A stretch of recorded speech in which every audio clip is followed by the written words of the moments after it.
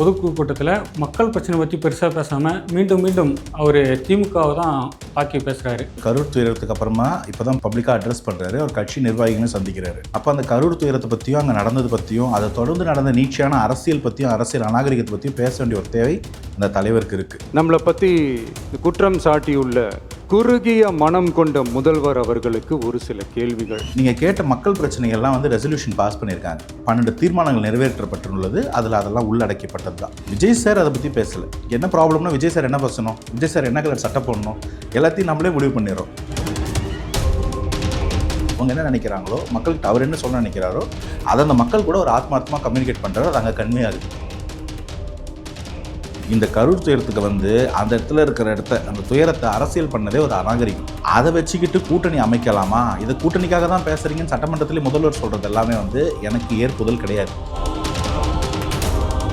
கரூரில் முன்னாள் செந்தில் பாலாஜி இப்போ ரவுடியாக இருக்கலாம். 2026 அப்புறம் யார் ரவுடின்னு நாங்கள் காட்டுறோம். செந்தில் பாலாஜி ரவுடி தான் நீங்கள் ஒத்துக்கிறீங்களா என்ன? இல்லை, அவர் சொல்கிறாரு. அப்போ செந்தில் பாலாஜி ரவுடி இல்லைல்ல, எம்எல்ஏ தானே. அப்போ 2026 அப்புறமா தாவே காலம் தான் ஒரு எம்எல்ஏ வருவாருன்னு தான் சொல்லி புரிஞ்சுக்கணும். 6 மாசம் இருங்கடா. யாரு ரவுடி, யார் அதிகாரப்படணும் தெரியும்டா உங்களுக்கு? யாருக்கிட்ட இன்னைக்கு இந்த கோயம்புத்தூர் மாணவி பாலியல் வன்கொடுமை செய்யப்பட்டிருக்காங்க. இதுக்கே இன்னும் ஆர்ப்பாட்டம் பண்ணலை தாவேக்கு சார்பில். குற்றம் பண்ண திமுகவுக்கு நீங்கள் இவ்வளோ கேள்வி கேட்பீங்களான்னு தெரியல. ஆச்சி ராயல் குலோப் ஜாமுன் பேக்ஸ், ஒன்று வாங்கினால் ஒன்று இலவசம்.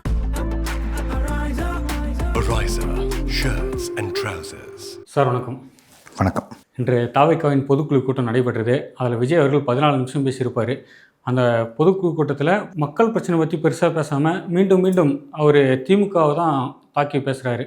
அப்படி பேச காரணம் என்ன? மக்கள் பிரச்சனை எவ்வளோ இருக்குது, அதை பற்றி ஏன் பேசலை? மீண்டும் மீண்டும் ஏன் திமுகவை தாக்கி பேசுகிறார்? இல்லை, ஆக்சுவலி இது வந்து கரூர் துயரத்துக்கு அப்புறமா இப்போ தான் பப்ளிக்காக அட்ரஸ் பண்ணுறாரு. அவர் கட்சி நிர்வாகிகளும் சந்திக்கிறாரு. அப்போ அந்த கரூர் துயரத்தை பற்றியும் அங்கே நடந்தது பற்றியும் அதை தொடர்ந்து நடந்த நீட்சியான அரசியல் பற்றியும் அரசியல் அநாகரிகத்தை பற்றியும் பேச வேண்டிய ஒரு தேவை அந்த தலைவருக்கு இருக்குது. 2வது, இது வந்து ஒரு பொதுக்குழு, அந்த கட்சியோட ஒரு சிறப்பு பொதுக்குழு கூட்டம்.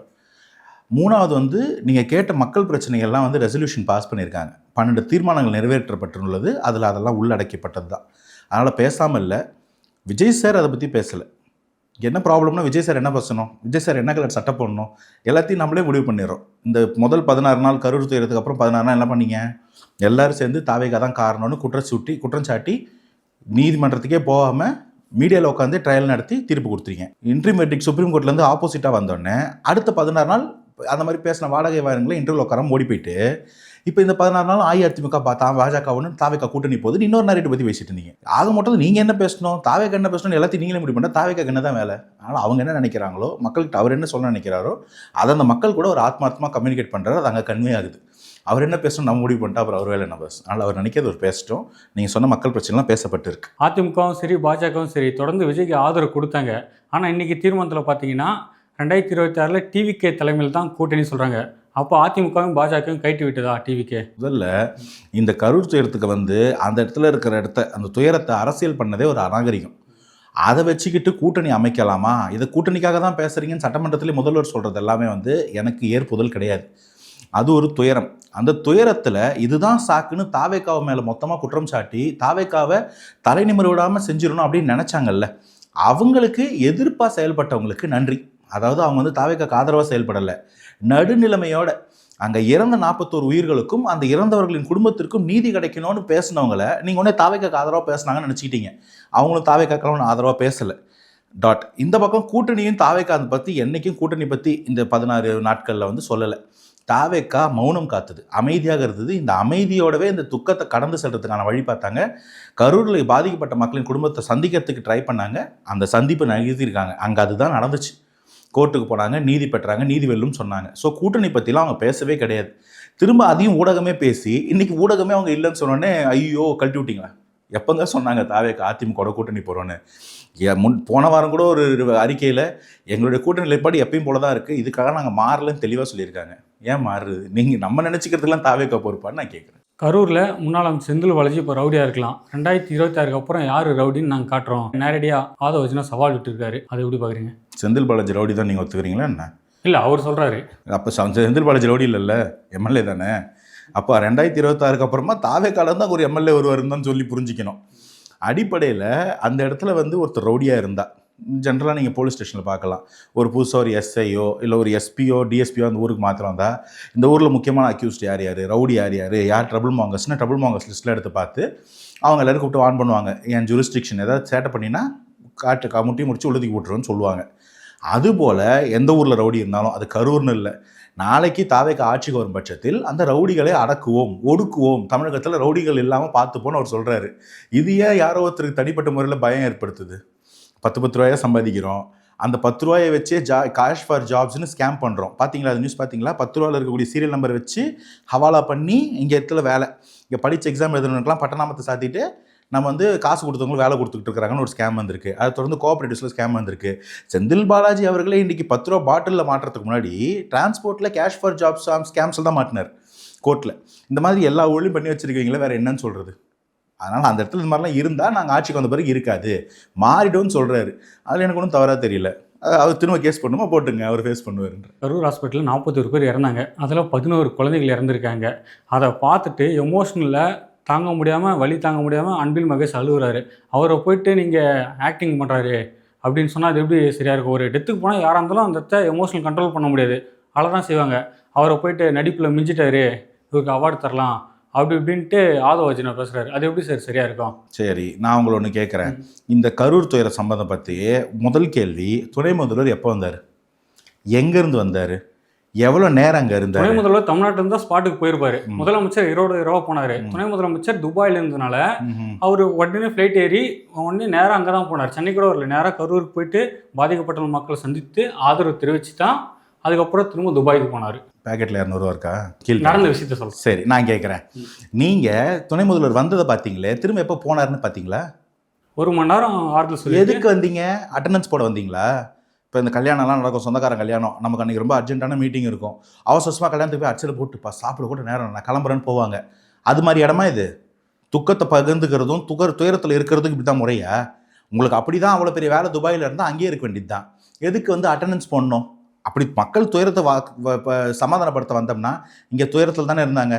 இறந்தவங்க குடும்பத்துக்கு ஆறுதல் தெரிவிக்கணும்ல, அந்த கேஸ் நடக்கிறத நீதி பார்க்கணும்ல, விசாரணை ஒழுங்காக நடக்கிறத பார்க்கணும்ல, 150 பேர் ஹாஸ்பிட்டல் அட்மிட் ஆயிருந்தா அவங்கள பார்க்கணும்ல, ஒழுங்காக ட்ரீட்மெண்ட் நடக்கிறதா செக் பண்ணணும் இல்லைங்களா? அவங்களுக்கு காம்பன்சேஷன் அனௌன்ஸ் பண்ணாங்க கவர்மெண்ட், அது போய் சேர்ந்துச்சான்னு பார்க்கணும். இதுதானே துணை முதல்வர் வேலை. எதுக்கு 1 மணி நேரம் வந்து போனீங்க? இந்த 1 மணி நேரம் வரலன்னு யார் அழுதா? அந்த 1 மணி நேரம் வந்ததுனால என்ன மாறிடுச்சு? பதில் இருக்கா சார்? பதில் இல்லாத ஒரு கேள்வி கேட்கும்போது உங்களுக்கு தலை தொங்கிடுச்சு பாருங்க. இதைத்தான் நான் சொல்கிறேன். நீங்கள் ஒரு மனசாட்சி இல்லாமல் 200 ரூபா வாங்கின மாதிரி பேசுனீங்கன்னா இப்படித்தான் இருக்கும். ஏன்னா உங்களுக்கு அவரை பற்றி அக்கறை இல்லை. வந்தார் போனார்னா இப்போ இது பர்ஃபார்மன்ஸ் தான். அவ்வளோ துக்கம் அடைச்சோம் எப்படிங்க திரும்ப துபாய்க்கு போவான்? நீங்கள் போவீங்களாங்க? ஒரு இடத்துல 41 உயிர் போயிருக்கு, 11 குழந்தைங்க இறந்துருக்காங்க. உங்களால் திரும்ப உங்களுடைய ஹாலிடேஸை கண்டினியூ பண்ண முடியுமாங்க? சொல்லுங்கள் சார், முடியுமா? முடியாது இல்லை. அப்போ அதை கண்டினியூ பண்ணுறவங்கள வந்த 1 மணி நேரத்தை பர்ஃபார்மன்ஸ்ன்னு கேட்காம, சரிப்பா நீங்கள் வந்து அன்பில் மகேஷ் பொய்யாமொழிக்கு வருவோம், நீங்கள் வந்து அங்கே 41 உயிர்கள் போச்சு, கண்டிஷன்ஸை ஃபாலோ பண்ணுங்கடான்னு ரொம்ப மன வருந்தி சொன்னீங்க. இப்போ போன வாரம் ஏதோ ஒரு காலேஜில் ஃபுட் பாய்சன் ஆகி 100க்கும் மேற்பட்ட பசங்க ஹாஸ்பிட்டலைஸ் ஆனாங்களே, பார்த்தீங்களா? நீங்கள் பள்ளிக்கல்வித்துறை தானே, பள்ளியில் படிச்சுட்டு தானே அடுத்த காலேஜுக்கு போகிறாங்க. அந்த காலேஜில் சாப்பாடு சரியாக இருக்கா? தண்ணியில் டேங்க்கில் சேமித்து வச்ச சம்ப் வாட்டர் சரியாக இருக்கா? அதில் ஈகோலி வந்துருக்குதா? ஃபுட் பாய்சன் ஆகுதான்னு பார்க்க வேணாமா? ஒழுங்காக நீங்கள் சூப்பர்வைஸ் பண்ணி மானிட்டர் பண்ணியிருந்தா இந்த குழந்தைங்களுக்கு ஆகுமா? அதுதான் பள்ளி குழந்தைங்களுக்கு முக்கியத்துவம், கல்லூரி குழந்தைங்களுக்கு முக்கியத்துவம் இல்லையா? அவன் ஹாஸ்பிட்டலில் கஷ்டப்பட்டான்ல, அதுக்கப்புறம் அதை பற்றி ஃபுல் நியூஸ் வந்துதா? சரி, பள்ளி விடுங்க, கல்லூரி விடுங்க, படித்து முடிச்சா வேலைக்கு போகிறான், வேலைக்கு போகிறதுக்கு கவர்மெண்ட் எக்ஸாம் எழுதுனா எந்த வேலையை பார்த்தாலும் ஊழல் பண்ணி கொடுத்துட்டீங்க, நியூஸ் வந்துட்டு இருக்கு. அதுக்கு என்ன பதில் தெரிவிச்சிருக்கீங்க? என்ன தெளிவு கொடுத்துருக்கீங்க? இதில் எல்லாத்துலேயும் நீங்கள் கண்டிஷன்ஸ் ஃபாலோ பண்ண மாட்டீங்க. அந்த இடத்துல போயிட்டு கண்டிஷன்ஸை ஃபாலோ பண்ணுறதுன்னு இருக்கிறது துக்கத்தையோ துயரத்தையோ அனுதாபத்தையோ கேபிட்டலைஸ் பண்ணிக்க ட்ரை பண்ணால் கேட்க தாங்க செய்வாங்க. 1 மணி நேரத்தில் வந்து உங்களால் மொத்தம் 41 பேர் மரணத்தின் சோகத்தையும் வாங்கிக்கிட்டு திரும்ப அடுத்த ஃப்ளைட்டில் கிளம்ப முடியும்னா இந்த அளவுக்கு பர்ஃபார்மன்ஸ் யாராலையும் பண்ண முடியாது. அதைத்தான் அவங்க கேட்டிருக்காங்க, நான் கேட்கல. தாவே கமிட்டிங்கில் கேட்டிருக்காங்க. திமுக எதிரின்றீங்க, ஆனால் இன்னைக்கு அந்த எதிரி தானே முதல் ஆளாக நிற்காங்க பாதிக்கப்பட்ட ஒரு சாமி. வந்தது திமுக இல்லை, முதல்ல இந்த பின்பத்தை மறைங்க. ஓட்டு போட்டு நாங்கள் எம்எல்ஏவாகவும் எம்பியாவும் தேர்ந்தெடுத்து மக்களுக்கு வேலை செய்யுங்கன்னு விட்டு வச்சிருக்கோம். நம்ம அதிகாரம் கொடுத்து விட்டு வச்சிருக்கோம். சீட்ல உட்கார சொல்லி அவங்க பாக்குறாங்க. அதை போய் நீங்க குற்றம் சொல்றீங்க. எனக்கு புரியல. சரியா தானே பாக்குறாங்க. அவங்க முதல் ஆளா வந்து செந்தில் பாலாஜி, அன்பில் மகேஷ், இவங்க தானே முதல் ஆளா இந்த ஹாஸ்பிட்டல் நிற்கிறாங்க. அவார்டு கொடுத்துடலாமா? என்ன அவார்டு கொடுக்கலாம்? ஆஸ்கர் கொடுக்கலாமா? என் கேள்வி உள்ள வாங்கிக்கங்க. நான் ரொம்ப தெளிவாக கேட்குறேன். அது உங்கள் வேலை. மாதம் பிறந்தா எம்எல்ஏக்கும் மந்திரிக்கும் என்ன பண்ணுறோம்? சம்பளம் கொடுக்குறோம். எதுக்கு கொடுக்குறோம்? இதுக்கு தான் கொடுக்குறோம். அங்கே ஆம்புலன்ஸ் ஒர்க் பண்ணாங்க, ஃபயர் சர்வீஸ் வந்திருப்பாங்க, போலீஸ் வந்திருப்பாங்க, நர்ஸு, டாக்டரு, ஹாஸ்பிட்டல் ஸ்டாஃப்லாம் ஒர்க் பண்ணாங்க. எத்தனை பேருக்கு அவார்டு கொடுத்துட்டீங்க? அதே போல தான் அரசாங்கமும். திமுக வந்ததுன்னு சொல்லாதீங்க, ஆட்சியாளர்கள் வந்தாங்க. அவங்க வந்திருக்க வேண்டியது அவங்களுடைய கடமை. இதே பொறுப்புணர்ச்சியோட முதல்வர் கள்ளக்குறிச்சிக்கு கள்ள சாராயத்தில் இறந்தவங்கள போய் பார்த்தாரா சார்?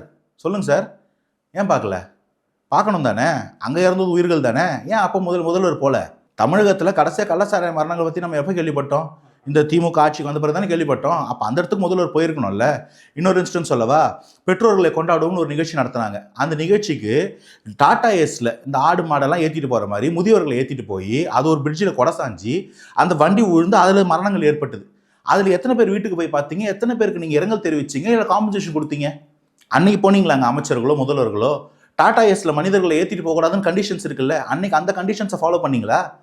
இதெல்லாம் பண்ணாமல் அந்த இடத்துல வந்து பர்ஃபார்மன்ஸ் பண்ணி துயரத்தில் அனுதாபத்தில் அரசியல் தேடுற ஒருத்தருக்கு கேள்வி கேட்குறாங்க. நீங்கள் அவங்க பண்ணது தான் ஆக சிறந்த செயல்னு சொல்லிட்டு இருக்கீங்க. இதுக்கெல்லாம் பதில் நாங்கள் 100 வாட்டி பேசிட்டோம். நீங்கள் இப்போ தான் பேச வர்றதுனால கரூர் திரும்ப பேசி காயப்பட்டுக்கிறதுக்கு நாங்கள் தயாராக இல்லை. எல்லாத்துக்கும் பதில் சொல்லியாச்சு. நீங்கள் சொல்கிற சம்பவம் அதிமுக ஆட்சியும் சரி திமுக ஆட்சியும் சரி 2 ஆட்சியும் சரிசமாக நடக்குது. ஆனால் நீங்கள் திமுக மட்டும் ஏன் தொடர்ந்து தாக்குறீங்க? ரொம்ப சிம்பிளுங்க. அதிமுகவில் பல குற்றங்கள் நடந்துச்சு.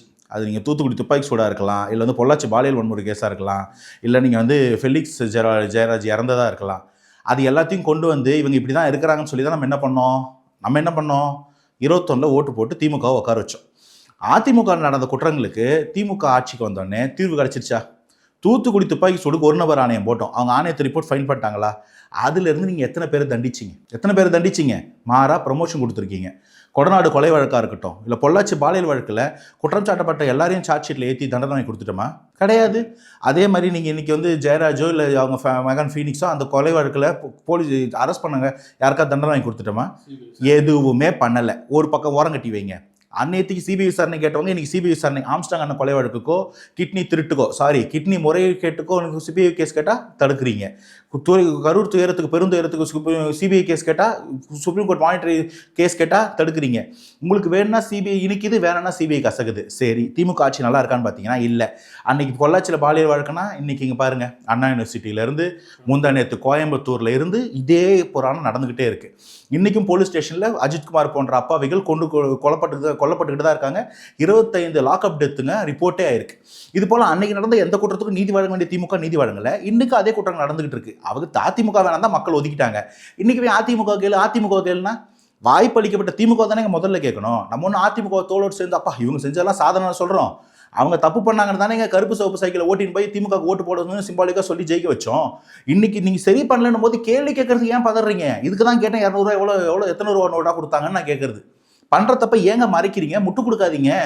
அவங்கள முட்டு கொடுத்து காப்பாற்றி என்னங்க சாதிக்க போறீங்கன்னு நான் கேட்குறேன். அன்றைக்கி திருப்புவன் அஜித்குமார் மரணத்துக்கு எதிராக தவிக தலைவர் விஜய் வந்து கண்டன ஆர்ப்பாட்டம் பண்ணார். இன்றைக்கி இந்த கோயம்புத்தூர் மாணவி பாலியல் வன்கொடுமை செய்யப்பட்டிருக்காங்க. இதுக்கு ஏன் இன்னும் ஆர்ப்பாட்டம் பண்ணலை தவிக சார்பில்? முதல்ல பிரச்சனை என்னென்னா, எந்த கேஸை எப்படி அணுகணுன்றதே உங்களுக்கு புரியல. முதல்ல கோயம்புத்தூருக்கு வந்து கண்டன ஆர்ப்பாட்டம் பண்ணலைன்றதே போய் அங்கே கோயம்புத்தூரில் கண்டன ஆர்ப்பாட்டம் நடக்குது. வரேன், let me come to the point. இப்போது திருப்புவனம் அஜித்குமார் கேஸை பொறுத்த வரைக்கும் குற்றவாளி யார்? நீங்கள் சொல்லுங்கள், குற்றவாளி யார்? போலீஸ்ன்றது என்னது? அரசாங்கத்தின் ஒரு அங்கம். ஸ்டேட்டாக தான் பார்க்கணும். அரசாங்கமே மக்களின் உணர்வையும் உயிரையும் உடமையும் காப்பாற்ற வேண்டிய அரசாங்கமே ஒரு கொலையில் ஈடுபட்டால் யாரை கேள்வி கேட்கணும்? ஆட்சியாளர்கள் கேள்வி கேட்கணும். முதல்வர் ஸ்டேச்சரில் இருக்கிற ஒருத்தர் கேள்வி கேட்கறதுக்கு யார் வரணும்? எதிர்க்கட்சி தலைவர் ஸ்டேச்சரில் இருக்க ஒருத்தர் வரணும். அதுதான் நடந்தது. இன்றைக்கி நடந்திருக்கக்கூடியது என்ன மாதிரியான கேஸ்? இது ஒரு 3 தரங்கெட்டவர்கள் குடிபோதையில் ஒரு பொண்ணை பாலியல் வன்கொடுமை பண்ணியிருக்காங்க. அதை போலீஸ் வந்து கேஸை எடுக்கலை, மறைக்க பார்த்தாங்க. அவங்களுக்கு அரசியல் பின்புலம் இருந்தால் கதை வேறு. அவனுங்க 3rd ரேட்டட் கிரிமினல்ஸ். அவங்க ஏன் வெளியில் இருக்கிறாங்க? அவங்க கையில் ஏன் ஆயுதம் இருக்குது? போலீஸ் ஏன் அவங்களை ரேடாரில் வைக்கலன்னு கேட்க வேண்டியது ஒரு சட்ட ஒழுங்கு பிரச்சனை. அந்த கேஸையும் நேராக முதல்வர் கேட்டு எதிர்க்கட்சி தலைவர் வந்து ஆர்ப்பாட்டம் பண்ணலன்னு கேட்குறது உங்களுக்கு தார்மீகமே இல்லை. புரியுதுங்களா? இதுக்கான போராட்டம் நடக்குது. இங்கே சட்ட ஒழுங்கு சரியில்லையா, நாங்கள் அதுக்கு குரல் கொடுக்குறோம். இப்படியே நடந்துகிட்டு இருக்குது. தமிழகத்தில் வந்து 2022ஓட NCRB ரிப்போர்ட் வந்திருக்கு. 2918 கிரைம்ஸ் அகெயின்ஸ்ட் உமன்ஸ் நடந்திருக்கு அந்த ஒரு வருஷத்தில். இன்னும் 2023, 24, 25க்கான NCRB ரிப்போர்ட் வரவே இல்லை. அது வர வரைக்கும் காத்திருக்கணும். இப்படி சட்ட ஒழுங்கு சரியில்லாமல் இருக்கே, குழந்தையிலேருந்து 70 வயசு பாட்டி வரைக்கும் யாருக்குமே பாதுகாப்பு இல்லாமல் இருக்கே. கேட்குறோம், கேட்டுக்கிட்டு தான் இருக்கோம். பட் நீங்கள் எப்படி திருபுவனம் அஜித்குமார் கேஸையும் பொள்ளாச்சியிலையோ இல்லை கோயம்புத்தூர் நடக்கக்கூடிய ரேப்பை ஈக்குவேட் பண்ணுறீங்க? அது சட்டம் ஒழுங்கே காவல்துறையே செய்த ஒரு கொலைக்கும் காவல்துறை தடுக்க தவறிய ஒரு குற்றத்துக்கும் வித்தியாசம் இல்லைங்களா? முதல்ல அந்த அடிப்படையை புரிஞ்சுங்க பாஸ். எல்லாத்துக்கும் ஒரு மருந்து கிடையாது. தலைவலிக்கு தான் மருந்து தான் கொடுக்க முடியும், அதுக்கு தலையை திறந்து ஆப்ரேஷன் பண்ண முடியும். மாதிரி எல்லாத்துக்கும் ஒரு ஸ்டெப் இருக்குது, அதை செஞ்சுக்கிட்டு இருக்காங்க. செய்யலைன்னா அதுக்கு என்ன பிரச்சனை, அதுக்கு என்ன தீர்வுன்னு பார்த்துட்டு சொல்லுங்கன்னு சொல்லு. குற்றம் பண்ண திமுகவுக்கு நீங்கள் இவ்வளோ கேள்வி கேட்பீங்களான்னு தெரியல. இன்னும் முதல் எலெக்ஷனே ஃபேஸ் பண்ணாத தாவேக்கா இதெல்லாம் எதிர்த்து குரல் கொடுத்துக்கிட்டு இருக்கிறாங்க. அவங்களுக்கு எதிராக இவ்வளோ கேள்வி கேட்குறீங்களே, இதே ஆவேசத்தோட கொஞ்சம் திமுகவை கேள்வி கேட்டிங்கன்னா நாடு நல்லாவாது இருக்கும் அடுத்து இருக்கிற 6 மாதத்துக்கு. தயவுசெய்து அந்த வேலையை பண்ணுங்க பாஸ் ப்ளீஸ். பொள்ளாச்சி வழக்குன்னு சொல்கிறீங்க. பொள்ளாச்சி வழக்கு அதிமுக ஆட்சி வந்து 2 ஆட்சியிலும் திராவிட ஆட்சியிலும் மாற்றி தான் குற்றங்கள் நடக்கிறது. அது விஜய் வந்து தொடர்ந்து திமுகவை தாக்கத்தை அதிமுகன்னு கேட்கலாம்ல. பதில் சொல்லிட்டேங்க. அதிமுக தோத்து அதுக்கு தாங்க தோக்கடிச்சு வீட்டில் உட்கார வச்சு திமுக வந்திருக்கு. அன்னைக்கு அதிமுக காலகட்டத்தில் நடந்த குற்றங்களை திமுக தீர்ப்பு வாங்கி கொடுத்துருக்கணும் ஒரு அரசாங்கமாக, அதையும் செய்யலை. அன்னைக்கு நீங்கள் எவ்வளோ பேர் மேலே குற்றப்பத்திரிக்கை கொண்டு போயிட்டு லஞ்ச ஊழல் இருக்குன்னு ஆளுநர்கிட்ட கொடுத்தாங்க, ஞாபகம் இருக்கா? திமுக சிபிஐ வழக்கு கேட்டாங்க, ஞாபகம் இருக்கா? அதில் எத்தனை பேர் நாங்கள் ஆட்சிக்கு வந்தோன்னு தூக்கி உள்ளே போனாங்க? எத்தனை பேர் உள்ளே வச்சிங்க? புரியுதுங்களா? இவங்க 2 பேரும் ஒரு அண்டர்ஸ்டாண்டிங்கில் தான் இருக்கிறாங்கன்னு. திமுக அதிமுக கூட அண்டர்ஸ்டாண்டிங் உண்டு, பாஜக கூட அண்டர்ஸ்டாண்டிங் உண்டு. இவங்களை கேள்வி கேட்கறது இன்னைக்கு ஆட்சியில் வந்து 4.5 வருஷம் ஆச்சு, 9 லட்சம் கோடி கடன் வாங்கியாச்சு, இன்னும் வளர்ச்சியும் கொடுக்கல. உங்கள் ஆட்சி நடக்கிற அவலங்களையும் தடுக்கல, போன ஆட்சியில் நடந்த குற்றங்களையும் நீங்கள் கேட்கலன்னும் போது கேட்க வேண்டிய ஒரே ஆளாக திமுக வருதுன்றதான் என் பாயிண்ட்டு. ஸோ திமுக கேட்கறதாங்க தார்மீகமாக இருக்க முடியும். இது எல்லாத்தையும் தாண்டி கரூர் பெருந்துயரத்துக்கு அப்புறமா சொல்கிறேன், தமிழகத்தில் கேள்வி கேட்கப்பட வேண்டிய முதன்மையான எதிரி சக்தியே திமுக தான். திமுக கேட்கறது தாவேக்காக்கு எந்த ஒரு வருத்தமோ தார்மீக குறைவோ இல்லவே இல்லைன்னு தான் நான் சொல்றேன். என்னோட நேரம் பகிர்ந்தமைக்கு நன்றி சார். கேள்வி கேட்டமைக்கு நன்றி. ஆச்சி ராயல் குலோப் ஜாமன் பேக்ஸ், 1 வாங்கினால் 1 இலவசம். Ariza shirts and trousers.